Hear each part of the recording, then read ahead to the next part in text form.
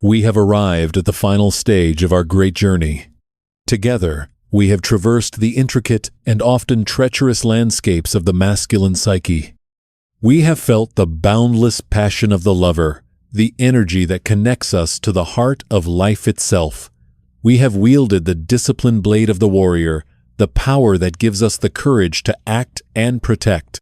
We have peered into the hidden depths with the magician, the wisdom that grants us strategic insight, and the ability to turn lead into gold. We have met these three great archetypes, these powerful advisors in the council of our own souls. And yet, a council, no matter how wise or powerful its members, is not a kingdom. A collection of potent energies without a unifying center can descend into chaos. The lover's passion, unchecked, becomes addiction. The warrior's action, without a noble purpose, becomes brutality. The magician's knowledge, without a heart, becomes cold manipulation. A question, the most important question of all, remains: who sits on the throne? Who presides over this inner council, harmonizing these immense powers and directing them toward a generative and life-giving purpose? Today, we seek the face of the fourth and final archetype. We have come to crown the king. The king archetype is the most important of the four mature masculine archetypes. It is the capstone, the central and ordering principle of the fully realized man. The king, in his fullness, does not simply stand alongside the other three. He integrates them, holds them in a perfect, harmonious balance. A man who has access to his full king energy also has access to his warrior, his magician, and his lover. This is why the king is often the last of the mature archetypes to be fully developed in a man's life. In this way, it is truly the culmination of the others, the energy that provides a man with a sense of his own God-like completed potential.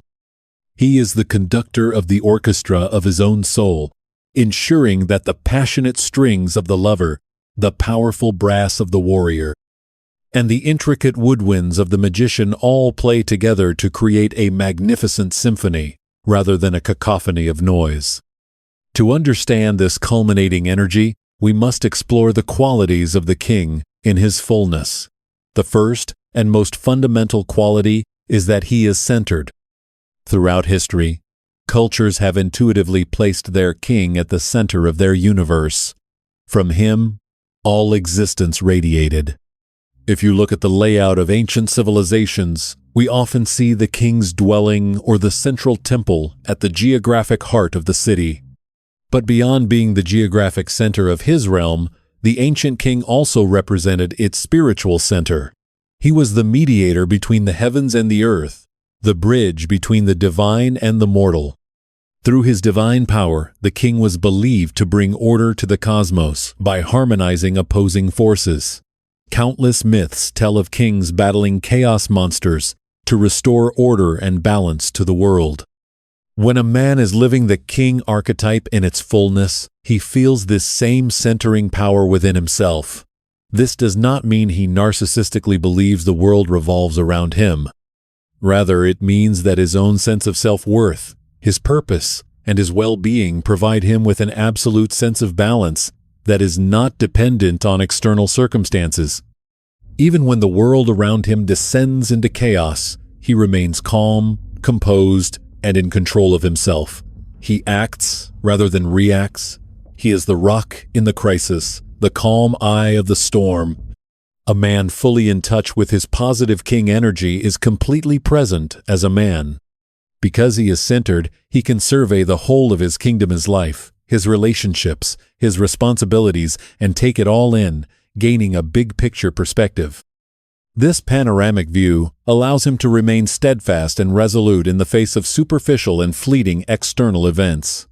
He is grounded in a reality deeper than the daily headlines or the shifting opinions of others. From this centeredness flows the king's second quality: he is decisive. The king is the executive of the other archetypes, and as such, he is responsible for making the final call. His ability to be decisive comes from two places. First, he knows who he is and what he stands for. The king's core values are centered on firm and unchanging principles. So when a crisis arrives, he does not waver, because he has already determined his course. His path is lit by the light of his own unwavering values. Second, the king's decisions are informed by experience. His experience grants him what the ancients called phronesis, or practical wisdom, the knowledge of how to do the right thing, at the right time, for the right reason. This is not the abstract, detached knowledge of the shadow magician, but the embodied wisdom that comes from having lived, failed, learned, and integrated life's lessons. This leads to the third quality. He lives with integrity. The word integrity is related to the root words integrate and integer. In Spanish, it translates to integro, meaning whole. Integrity, therefore, refers to a state of being whole, undivided, intact, and unbroken. Integrity is the mortar that holds all of a man's other virtues together. It is the hallmark of a person who has successfully integrated all good principles. His life is of a piece. The king not only integrates all the other archetypes, but he seeks this wholeness in all other areas of his life. He mends broken relationships, he keeps his word, he acts with honesty, and he takes full responsibility for his actions. He is the man he claims to be. There is no gap between his words and his deeds. He doesn't have one set of principles for Sunday and another for the rest of the week. The fourth quality is that he protects his realm. Historically, one of the king's primary functions was the defense of his territory. When enemies encroached on his lands, the king acted with decisive force. Even today, we see our leaders as protectors. The President of the United States is the Commander-in-Chief of the Armed Forces, tasked with safeguarding national security.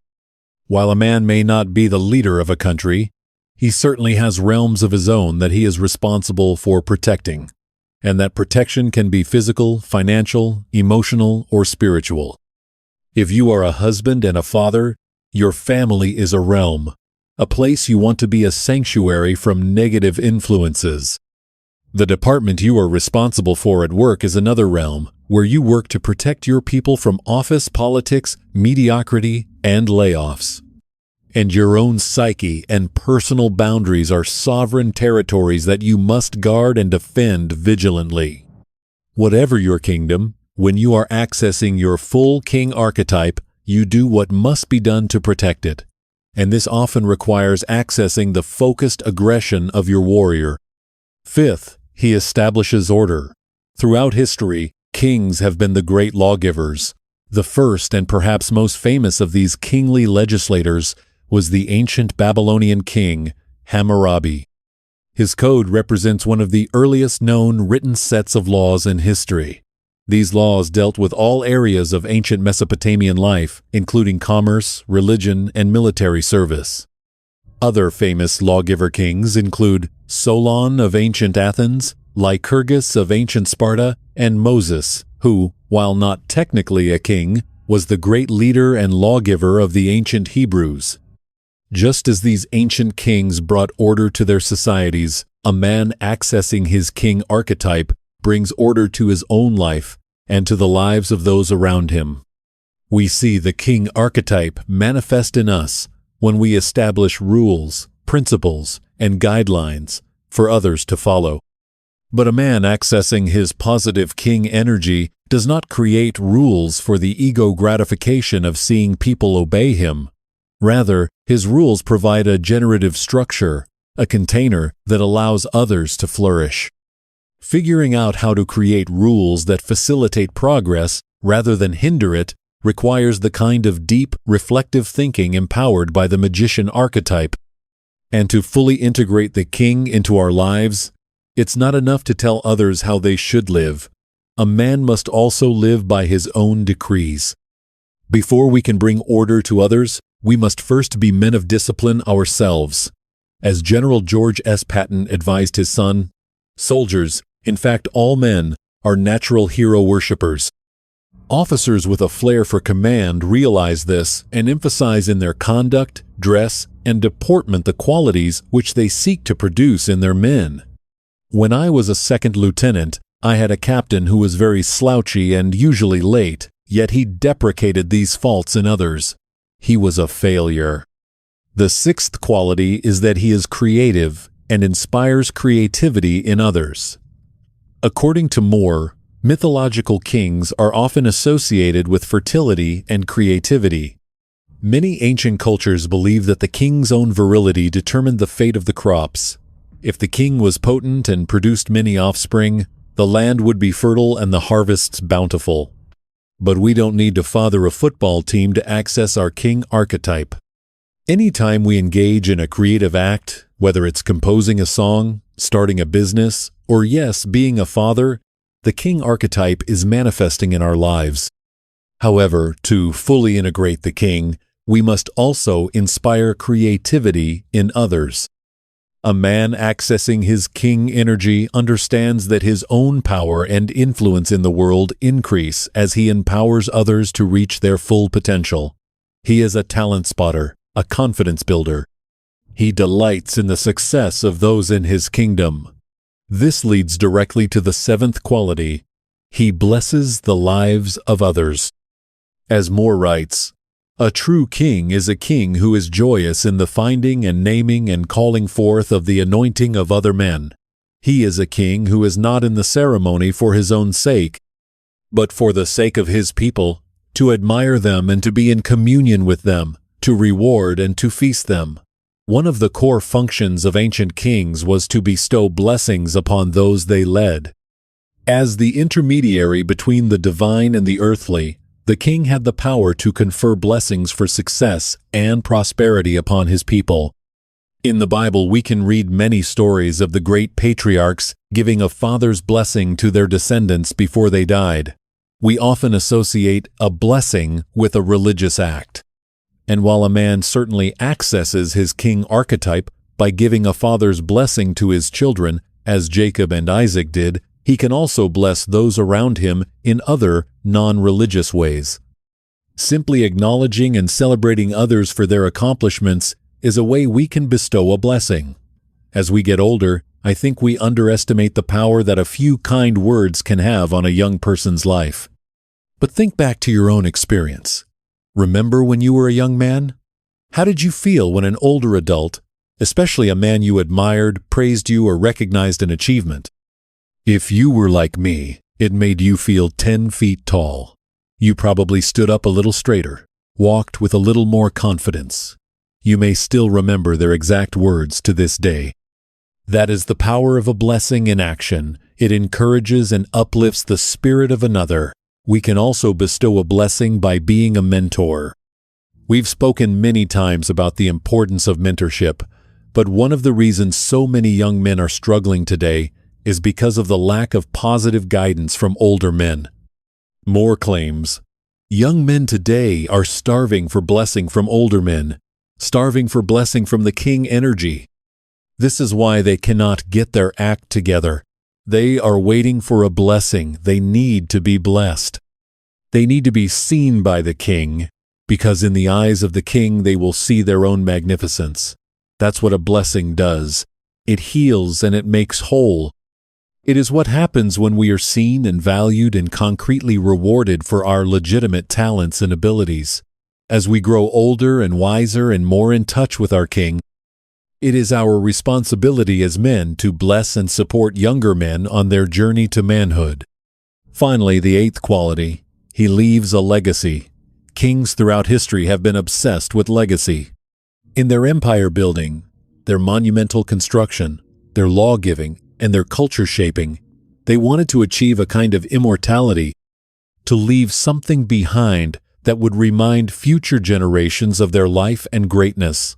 This desire to leave a legacy is a non-negotiable switch of manhood. Thankfully, creating a legacy doesn't require building great pyramids.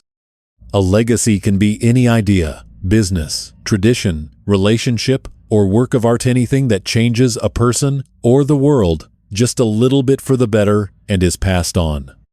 It is anything that lasts. The hero wants to be remembered for his great deeds. The king wants to leave behind a flourishing kingdom. But where there is such light, there must also be a shadow. The king archetype, being the most powerful, also has the most destructive shadows, the tyrant and the weakling. The active shadow is the tyrant.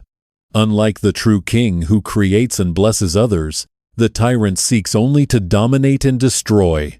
Consumed by narcissism, he believes he is the center of the universe. The tyrant mistakenly believes that power is finite. He operates from a scarcity mindset. He doesn't understand the truth that power and influence increase the more you share them with others. Therefore, the burden of maintaining his fragile illusion of absolute power makes him deeply insecure. Any perceived threat to his authority enrages him and provokes him to violence, be it physical, emotional, or psychological. When the tyrant isn't seeing others as threats, he sees them as objects to be exploited for his own personal gain. He will readily betray friends, family, and employees to get what he wants. We see the tyrant's shadow manifest this way when business or political leaders sacrifice the well-being of those under their charge to advance their own careers. The passive shadow of the king archetype is the weakling. Instead of taking control of his life and making firm decisions, a man dominated by the weakling shadow abdicates his own throne. He hands over his power, his responsibility, and the control of his life to others. This is the man who, though a full-grown adult, still lets his mother or father make his decisions for him. This is the man who kowtows to every whim of his wife or his boss. This is also the man who, having been bullied as a child, grows up and, upon reaching a position of power, seizes the opportunity to turn the tables and become the bully himself. Now that I'm in charge, things are going to be different around here. But even in a position of power, the weakling's insecurity gets the better of him. He becomes paranoid that everyone is out to get him, and they often are, because he's a jerk. This paranoia drives him to be ever more cruel and controlling. Moore believed that the weakling and the tyrant shadows operate in tandem. It is rare to find a man who is ruled by one and not the other. Beneath every red-faced tyrant is a frightened weakling, and beneath every cowardly weakling is a tyrant waiting to erupt. So, how do we access the king archetype? The king seeks to integrate all the other archetypes and all good principles in order to realize his full potential so that he can use that energy for a higher purpose and to bless the lives of others. The work is the culmination of everything we have discussed. It is creating more than you consume. It is thinking about the legacy you want to leave. It is developing practical wisdom. It is becoming a mentor and seeking out mentors.